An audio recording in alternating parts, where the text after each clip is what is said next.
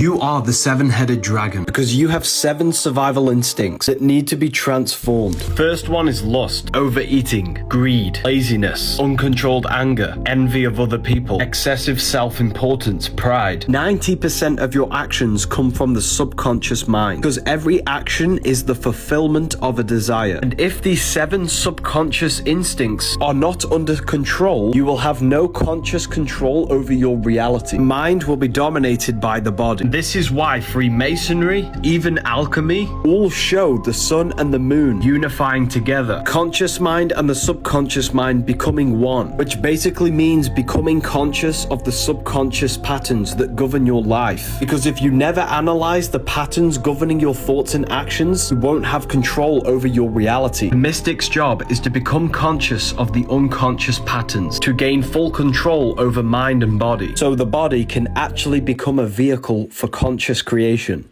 If you've ever watched Lock and Key on Netflix, it's going to show you what your consciousness truly looks like. Now I'm going to show you, this is absolutely crazy. She's about to place a key into her head so she can access the world in her mind. You see now another version of herself shows up. Because inside of our head, we have an imagination of ourselves. You can imagine what you look like, who you are. So that's her physical self, and now this is herself in her mind.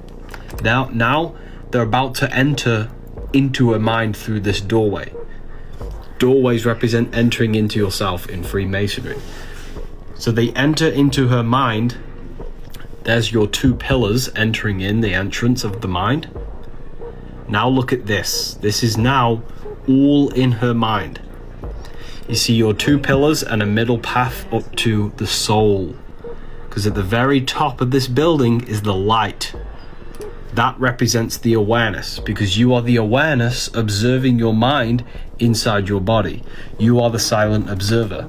So this represents the true self, or the soul, the spirit, which is a circle, observing the temple of the mind. All of these are memories, traumas, and different aspects of herself in her mind. You see how all of this is allegory. It's all Masonic symbolism and the structure of the self, the middle path up to the awareness, the soul.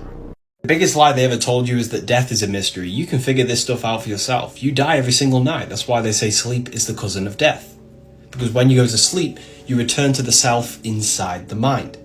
The person who is inside your mind, who wakes up when you go to sleep, is the immortal self, the limitless self, the person that can imagine, fly around in the astral plane, fly around in your dreams. This is the infinite realm of the astral plane that you access every time you dream. And when you die, it's just a bigger version of the nighttime. Nighttime is death, daytime is life. Daytime is the external expression of the mind with the external body, the external self. And when you go to sleep, you return back to the darkness, into the internal self, the self inside the mind. That's why you're called an individual, a dual. You are dual nature, physical, spiritual. The self inside the mind will never die. That person who speaks visions in your mind will never die. You are immortal. If you don't like something, change it. And if you can't change it, change your mental attitude towards it. Don't complain. This is the problem with the world. They live in reaction. Remember, all physical objects are first thought and then manifested physically. We live in a mental universe. The mind is the cause. And if the mind is locked in reaction, you're just going to live in a constant cycle of cause and effect of negativity. We need to change our minds to become causal consciousness. We need the mind to become the cause, not the reaction to the effects. Freemasons. The word Mason means builder, and the allegories inside of Freemasonry teach you that you are rebuilding the Temple of Solomon. Solomon is Sol, Mon. Sol means sun, Mon means moon. Moon is feminine, which is your heart, your emotional body of consciousness. The sun is masculine, which is your intellectual thinking side of consciousness. Rebuilding the Temple of Solomon is about rebuilding yourself, because as you grow older in this world, you lose the ability to connect with your internal world. You are the broken temple, and you need to rebuild yourself with morals and going within the self to question your internal world and figure out how consciousness truly functions. So the building project of Masons is about building a better brain and a better heart. However, when you gain the knowledge of how to raise your consciousness and become more powerful, you also learn how to use this against people. So this then turns the Mason into two paths. You either spread the knowledge of how to rebuild yourself and awaken minds, or you use it against people. You have light and you have darkness. Masons are not evil, it's just depending on how you use the knowledge. Don't you think it's strange how the mark of the beast 666 adds up to 9? Jesus finds 153 fish on the right side of the boat, number 9. 144,000 go to heaven according to the Bible, which also adds up to 9. The number 9 is the number of human consciousness. There are 10 spheres on the Kabbalistic tree of life, which is a blueprint of how higher dimensions of consciousness come down and condense to create the material world. The 9th sphere is Yesod. Yesod is your own personal consciousness. As the higher dimensions of universal consciousness come down and all condense into the 9th sphere and then the material world. The number 1 is the universal consciousness, how we're all one consciousness. The number 9 is your own personal consciousness. And the anagram represents the 9 different personality types of consciousness, which means the mark of the beast is a state of consciousness. And 144,000 chosen people will not go to heaven. It's actually a state of consciousness. The right side of the boat where they find 153 fish is the right hemisphere of your brain. The fish represents wisdom because the right hemisphere identifies patterns and the bigger picture, which basically means the Bible is an encrypted occult text talking about human consciousness, not about a man who lived thousands of years ago. Jesus was an instructor and a mystic teaching people about how to use their consciousness. But people have taken this literally, creating religions out of it for mass control, when the whole thing is an allegory about what's going on in your brain. Animals only have a one-way consciousness, meaning they're only aware of their 5 senses and their survival instincts. The animal's thought, emotion, and action is all directed towards survival instinct. But this is why you are so powerful, because humans possess a two-way consciousness. A two-way consciousness means you do have an animal nature where you can only be aware of your survival instincts. However, you can overcome the animal instincts and urges and reach a divine nature. You can look in the mirror, question, who am I? Where do I come from? Where am I going after this? And actually go within yourself and solve these life mysteries yourself. Human consciousness has the ability to explore beyond the 5 senses. These 5 senses are limited to the material world, but your conscious mind has the ability to go within and explore the astral plane, the mental plane, and the higher dimensions of consciousness. This is what the Bible means by you are made in the image of God. Your consciousness holds the ability to understand everything about the universe. Plus, you can direct your consciousness, your thought, emotion, action towards things that are highly creative. Animals cannot astral project. Animals cannot go within themselves and lucid dream. These are abilities given to humans. It's quite scary when you realize the reason why certain songs get stuck in your head. This is because music is a form of magic. The word music literally says me, you, sick. It makes you sick. Mentally, physically, emotionally.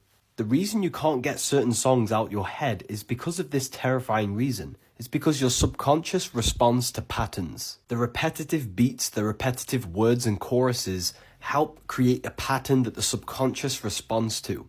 It invokes an emotion with the beat, and the stronger the emotion you feel, the more it deeply impresses your subconscious mind, making you remember the lyrics. Don't you think it's strange how you can't remember what you did yesterday fully, but you can remember a song you listened to years ago? That's because it deeply impresses your subconscious mind and literally becomes an aspect of you. If you're listening to drugs, sex, alcohol, and partying music, them words are going to be impressed into your subconsciousness and become a part of you. You're going to unknowingly start to think, act, and feel to do party, drugs, sex, and all the things that the music is talking about. Music is a powerful spiritual tool, and it can be used to destroy your mind or uplift your mind into higher states of awareness. Now you know the reason why these rappers are paid millions, because in the eyes of the elites, they're using these people as not as artists, but as dark magicians to plant messages into the collective consciousness, keep them stuck worshipping money, the material world, and stuck in a low base consciousness and a low frequency. Word of the day is, use music as a spiritual tool to uplift you and not trap your mind in base. Opening up new neural pathways and activating 100% of the dormant brain cells. Here's the Olympic torch, here's the spinal column and the sacred river, the Jordan River. It's all symbolism for our spines. Queen ceremony also represented this Kundalini process of activating the pineal gland. Standing on the red carpet, which is the root chakra, the red chakra, which activates the 3 strands, which represents the Ida, the Pingala nerves, and the spine. The light appears up the spine, which then goes to the tree, which represents the brain, illuminating the brain. And this is where we get the word enlightenment, light in the mind. This process then gives you the armor of God in the Bible, which is gaining a strong electromagnetic field, protecting you from the influence of negative energy. Who are you? I'm called by many. Who else noticed that there was a Kabbalistic tree of life on the door behind his head? That is why the universe says to him, I am you, because you are not your body or your mind. You are the observer behind it. And that same observer exists within every living form, the dog, the squirrel, the cat. It is the same awareness in all of them. And that is why when the door opens, there is an all-seeing eye. The eye represents the observer within everything, the all-seeing eye that witnesses all things. This is how God is truly omnipresent. He sees everything and is everywhere because he exists within every living form. The same consciousness moves through different bodies and minds. Then he is shown the source, the absolute observer consciousness that exists beyond all realms of existence in the highest point of the universe. It is the single origin where all information, experiences, and thoughts return. Everything that is lived and perceives flows back to the observer source, the foundation of consciousness. In the Kabbalistic tree of life, that corresponds to Keter, the highest point. Then his body dissolves because it represents the dissolution of the mind structure that defines who he believes he is, his body, his experiences, his memories. As this identity dissolves, he realizes that he is not those things. He is part of the absolute source, the one observer consciousness experiencing itself. And then at the end, that is why there is a thunderbolt, and the perspective looks down at him from above the tree of life behind him. His head is positioned at the very bottom of the tree of life, covering Malkuth. Malkuth represents the manifested person, the physical form of the divine observer, manifested into its own expression, his own individuation of the absolute source consciousness. Symbols are magic sigils. Sigils are drawings that are used to program the unconscious mind. Because the unconscious mind does not speak English, it uses symbols. This sigil invokes the emotion of happiness. This sigil invokes the emotion of sadness. When you look at this sigil, it goes to the unconscious mind and brings to the surface the feeling associated with that symbol. Because the unconscious mind uses symbols. Magicians would create their own sigils and charge them with an emotional feeling to communicate to their unconscious mind. Because the unconscious mind controls 90% of our thoughts and actions. So they would do rituals and meditate upon these symbols while feeling the emotion to try and create that reality. Nike does this by making you feel an emotion of being fit and healthy and then show you the symbol. They program your unconscious mind to associate this symbol with feeling healthy and fit so that you buy into their products. Magic never disappeared. People just became unaware of it. Magic is simply communication with the unconscious mind to change a reality. Freemasons don't let you wear any metals during their rituals, because metals like gold, silver, and copper help you protect yourself from electromagnetic influences. Each degree of Freemasonry has a specific ritual where they open up your lodge. They call your body a lodge because it is the temple of consciousness, and your lodge has 7 chakras or energy vortex centers which hold immense power. During the ritual, the initiate is stood in the middle and the other Masons around him direct mental energy to open up the lodge. And what this does is activate the chakras in your energetic etheric body. As you ascend up the degrees of Freemasonry, they open up more and more of these centers. The strict rule is to never wear any metals or else the ritual can go wrong. Because if the initiate is wearing metals, the ritual will not be done properly. I've read many documents of experiences of Freemasons during initiations, and they have said that they felt a very intense vortex energy warping around them during their initiations. I've done a lot of research on this topic, and anything that I find I will continue to share. Praying to God is like praying to a brick wall, and the reason I say that is because Jesus tells you the real technique of how to pray in Mark 11:24, and I'll tell you, therefore I say unto you, all things whatever ye pray and ask for, believe that ye receive them, and ye shall have them. When you pray, you're communicating with your unconscious mind, the part of ourselves that controls 90% of our thoughts and actions. So when we believe something, meaning feel the reality as if it's already there in your mind's eye, you become that reality, and the unconscious mind does not know the difference between a believed and imagined reality and a real living experience. So when you do that, you believe it and you impress the unconscious mind with that. What it does, and what it did to me, is start to suggest thoughts into your conscious mind. It leaks the idea into your conscious mind of how to actually create that reality into a lived experience. I did this with one of my programs. I had an issue that I needed to overcome. I started to believe that I overcame it, and I started to gain thoughts from my unconscious mind of how I can overcome this. It's absolutely amazing. Love and light to you all. Look after yourselves. I do not believe in fairy tales about chakras or energy or the power of belief. There is no such thing as spirit. We are made of matter and nothing more. You're just another tiny, momentary speck within an indifferent universe. You think too little of yourself. Oh, you think you see through me, do you? Well, you don't. But I see through you!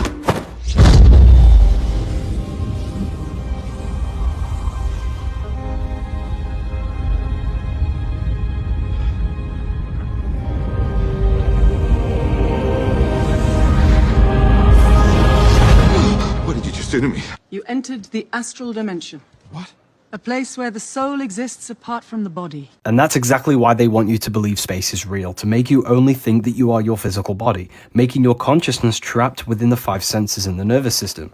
But these are the true dimensions that actually exist inside this universe. The Buddhic, which is the soul, pure awareness, pure observation.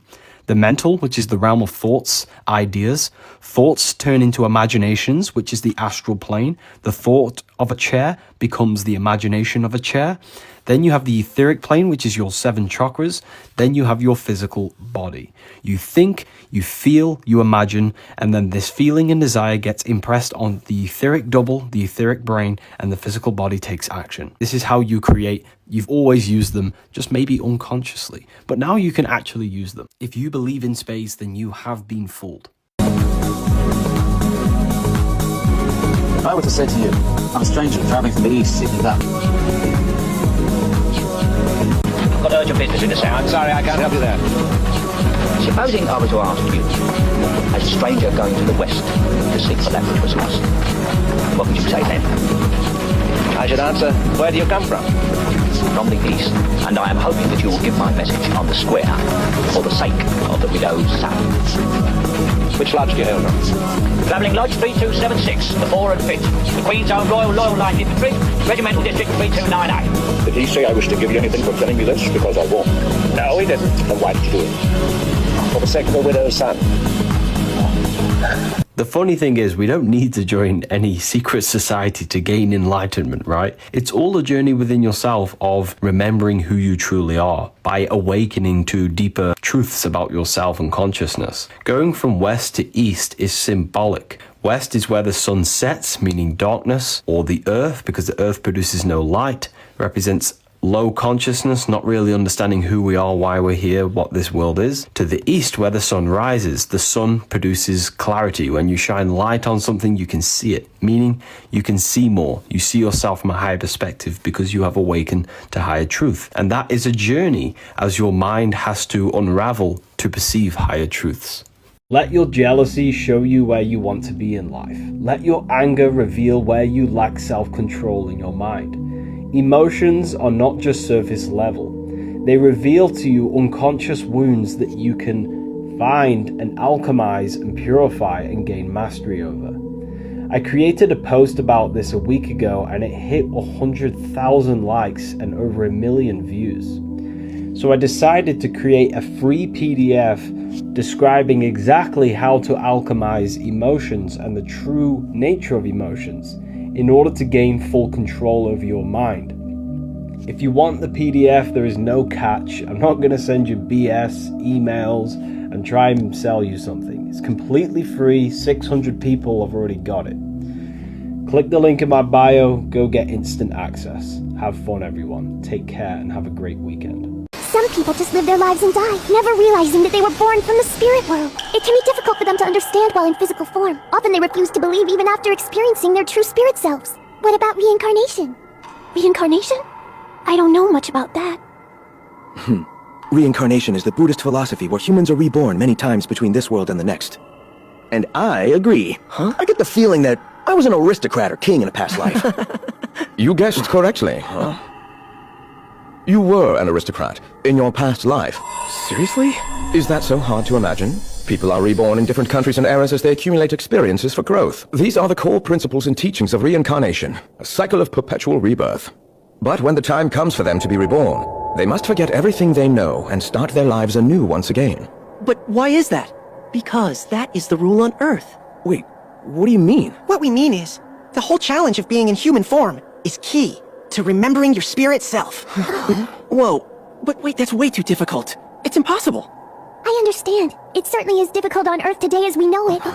Just mentioning aliens or the spirit world can be controversial. It can get you laughed at too. Which is unfortunate, because throughout life, people have been given different opportunities to remember their true selves and the spirit world. Haley. And since they are unable to remember, they find themselves in conflict over different philosophies and harbor animosity toward each other, unaware that they were once families and friends in their past lives. You see? It's such a pity. That's because you've all forgotten your true selves. Our true selves? What do you mean? I don't understand. Who are you? When looking at me, what you actually see is you, reflected back.